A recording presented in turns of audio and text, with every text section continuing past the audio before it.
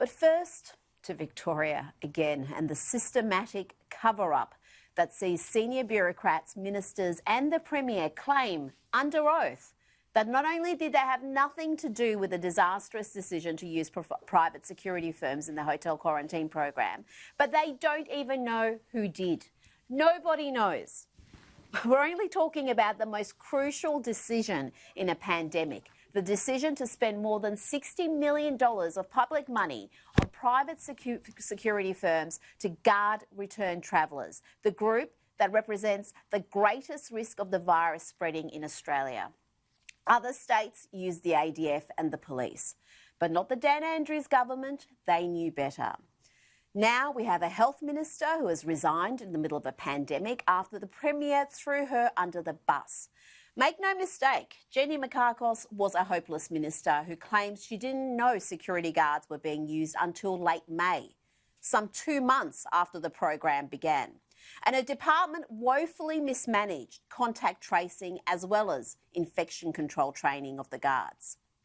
But it wasn't her department that hired the security firms. No, that was Martin Pakula's department. But the Minister for the Coordination of Jobs, Precincts and Regions was so oblivious of his role during a pandemic, he can't even recall how he found out about the security guard program. He told the Hotel Inquiry it may have been from media reportage that he learned of the scheme. Police Minister Lisa Neville claims to be similarly clueless about who made the decision to use private security instead of Victoria Police.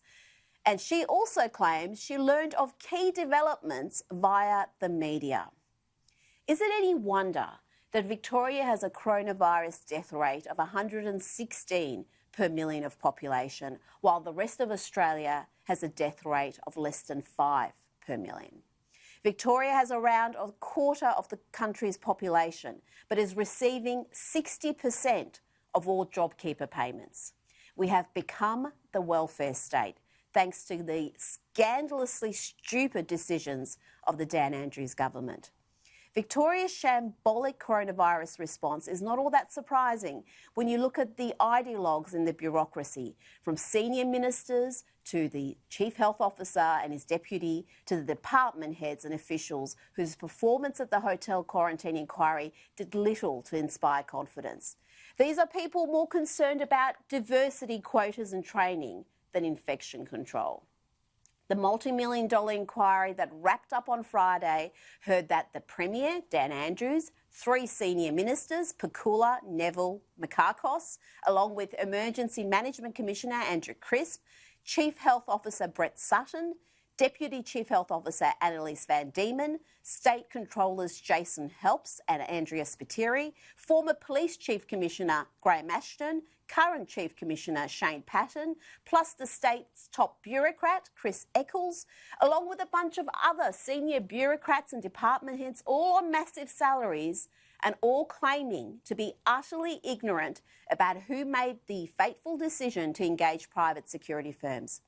Everyone is unanimously clueless about what occurred under their watch.